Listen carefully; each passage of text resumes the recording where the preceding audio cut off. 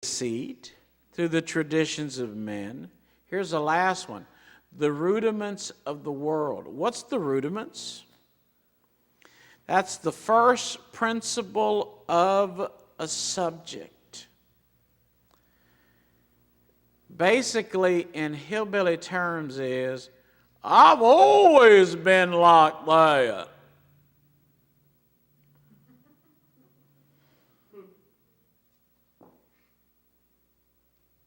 That's the rudiments of the world. Those are the principles of the subject. You have been programmed all your life. Amen. By your upbringing, by your family, by your friends. The preacher gets to, amen, get up here a few hours a week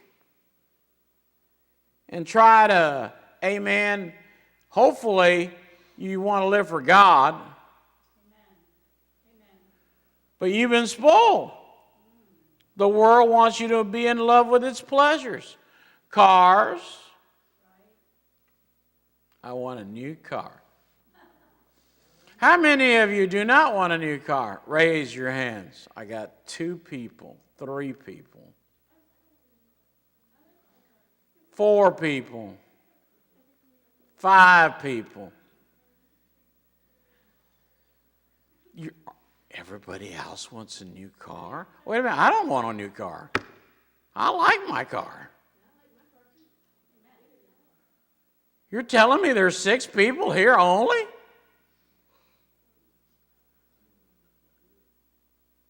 Rudiments. Now, I know cars, you got to exchange them. Man, I exchanged Miss Connie's Suburban. I got her another Suburban. You know what? It had 200,000 miles. She needed another one. So I got it. I'm not against cars. Don't get me wrong. Don't look at me like that. Come on now. Y'all lighten up a little bit, all right? Smile, okay? It is the amen. Smile, all right? Rudiments. The world wants you in love with pleasure. New cars, women. You got a wife that's married to you and puts up with you, and you want to trade her in for a hot-looking babe?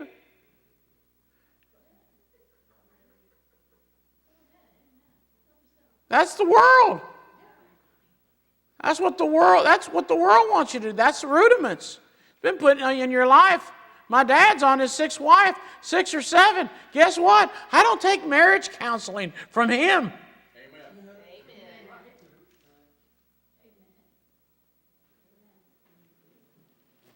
Booze, money, lust, possession, luxuries. What does God say? Love not the world. Neither the things that are in the world. And if any man love the world, the love of the Father is not in him. Now, I wear several hats. When I'm in the business world, I wear a businessman hat. You know what I want? Money. When I'm in the church, you know what I want? I want you to serve God. Amen? Amen. You say, well, that's completely opposite.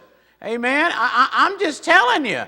Amen? That the world wants you totally in love with the world, and they don't want any part of God whatsoever. It's okay to have money. Ain't nothing wrong with it. As long as you give some to God. Amen.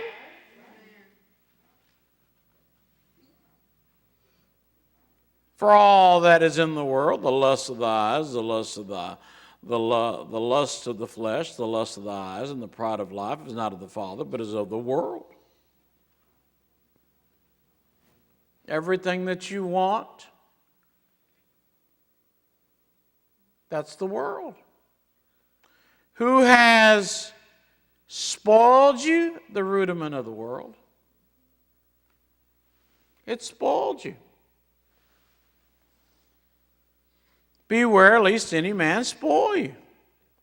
So here you are this morning. You're looking for God. I hope you're looking for God. I hope you're just not doing your religious duty. Amen? Amen? But can I be honest? I hate to tell you this, but some of you have been spoiled. And you can take that spoiled milk and put it all over your Cheerios or Fruit Loops or your whatever cereal you love, Captain Crunch, and put it on there. And you know what? You're going to get sick.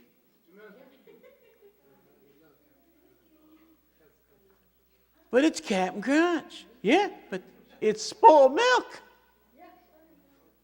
Dan, it's spoiled milk. I know what I'll do. I'll take good milk and add it to the bad milk, and now I'll put it over my Captain Crunch. Is that going to work? If anybody says yes, I can't help you, okay? I just cannot help you, okay? I'm sorry. Amen. No, you're going to get sick. You know what you got to do?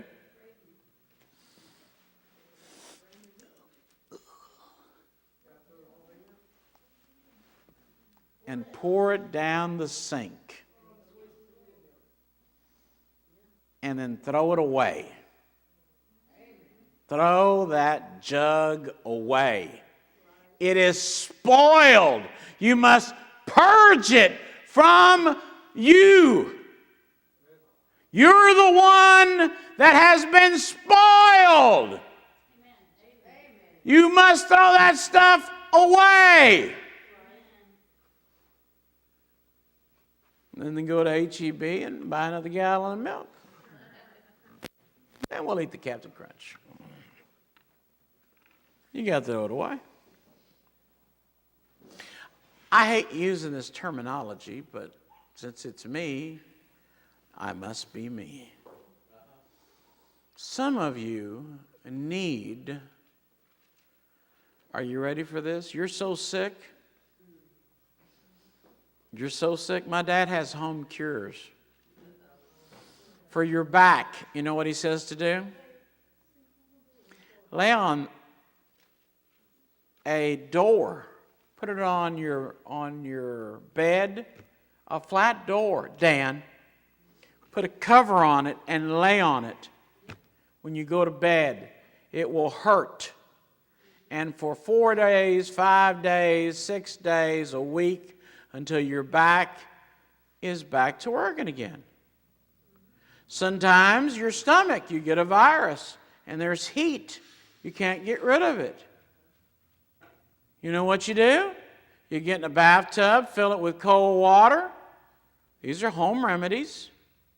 Then you take 4, 10, amen, bags of ice and go and open them all up and sit there and take it.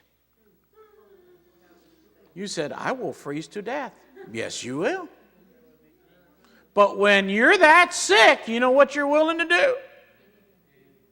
You're willing to do anything to get rid of this heat.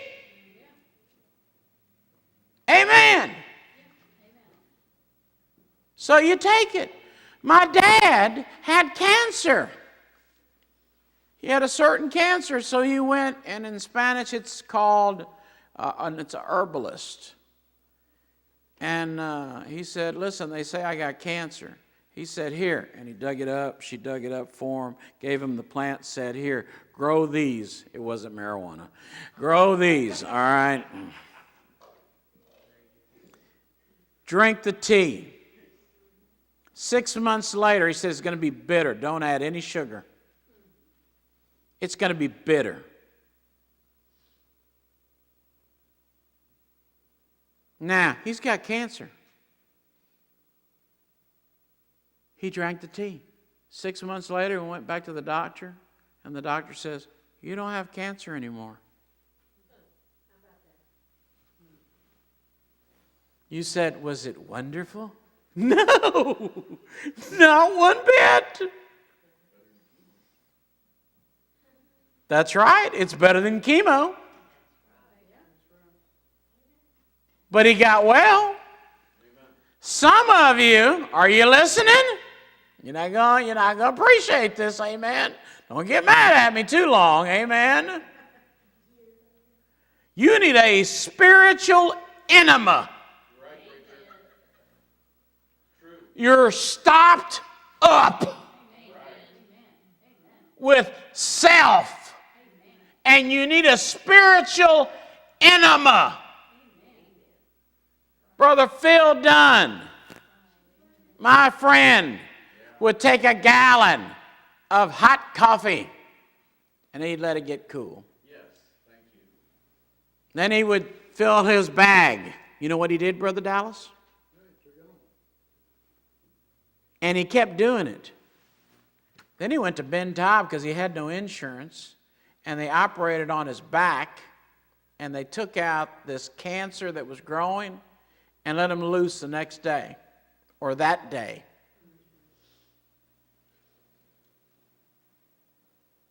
Cancer's gone. Some of you need a spiritual enema. You need a cleansing.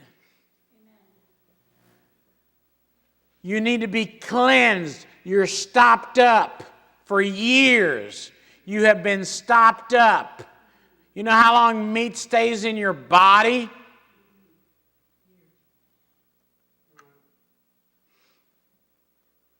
And it stinks, but you can't smell it because it's all inside. And you put that fancy perfume on and take a bath, but in the inside, you smell. You're stopped up. You must be purged. And the only way you're going to get purged is with a spiritual enema. You got to get clean. Remember when you got saved? You had peace, you had joy, you were clean, blood washed, sins forgiven. You remember that?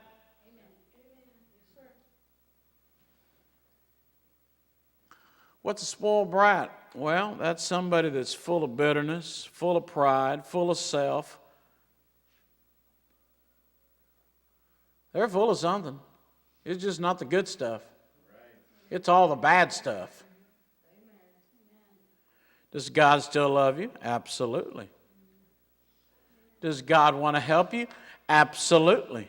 That's why he put Paul to write this in here. Beware lest any man spoil you. Does that mean it can happen? Yes. Amen. It can happen. Amen. And I hate to pop your little bubble. It's happened in here.